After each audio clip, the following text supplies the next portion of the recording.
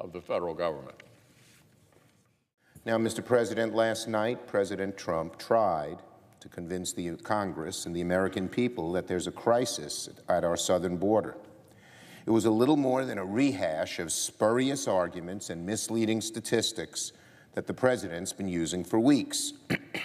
President Trump once again tried to claim there was a crisis at the border. The fact is, migrant border crossings have been declining for nearly 2 decades.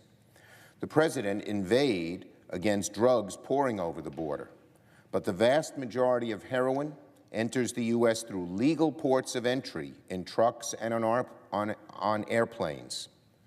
The president and his allies have been claiming that nearly 4,000 known or suspected terrorists have been stopped from entering the U.S.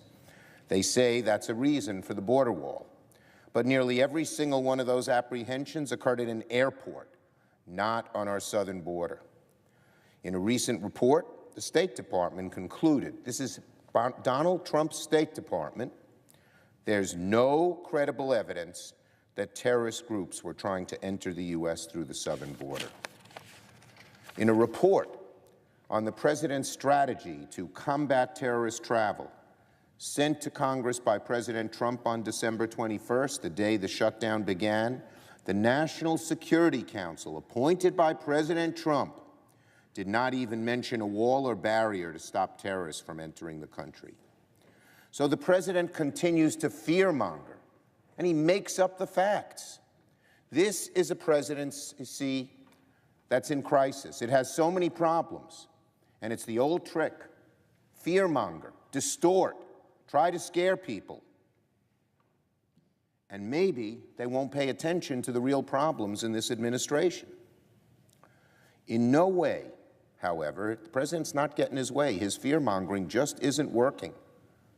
In no way did the president's speech last night make a persuasive or even a new case for an exorbitantly expensive border wall, a wall that the president guaranteed would be paid by Mexico. He says, I ran on this. Yeah, he ran on it, saying Mexico would pay for it. At his rallies, he chanted, who will pay for the wall? And people screamed back, Mexico. The president's speech did nothing to convince us here in Congress. And I believe it did nothing to convince a skeptical public that this government shutdown is anything but a manufactured crisis of the president's own making. The president's speech, if anything, moved the American people even further away from his view that he should keep the government shut down until he gets his way. Reports say that the president didn't want to give this speech. Well, he was right. I don't think it helped his cause, and it probably hurt it some. It's time for the president and our Republican colleagues to stop this fear-mongering, to stop this diversion away from the problems that the president really has, and end the shutdown. The shutdown is hurting millions of Americans. It's going to get worse, all because of President Trump's temper tantrum. We should not treat hundreds of thousands of Americans, millions of Americans, as leverage to try and get something by pounding the table. That's not how our government works. What's happening? Hundreds of thousands of federal workers, innocent federal workers who do their jobs, who work hard. Sometimes they get up Monday morning with 100 fever, but they go to work because they know their job is important. But they've been furloughed because of what President Trump has done. 400,000 continue to work without pay. TSA agents, food safety inspectors, border agents. Those hardworking, dedicated public servants are about to miss a paycheck. Last night, many of my colleagues, including Senators Warner and Kaine and King and Cardin and Casey and Van Hollen and others, held the floor to give voice to these federal employees who live and work in their states, many of whom are living paycheck to paycheck. President Trump's government shutdown, his choosing, he's the only one who did it, is forcing a personal crisis on those public servants and their families. How unfair, how mean-spirited, how wrong. These families are owed a paycheck, but they're left to wonder how they're going to pay the mortgage or the rent and all of their other bills. They're wondering what will happen to the good credit they have worked so hard to maintain over the years. They are innocent victims of the Trump shutdown, a shutdown he said he would cause 25 times, a shutdown he said he'd be proud to own. President Trump, are you proud to own a shutdown that's hurting so many innocent people? Did you realize that when you caused this? As government agencies remain shut down, American farmers and small businesses can't get the loans they desperately need. Tourism suffers as our national parks go neglected. Some families can't get a mortgage to buy a new home.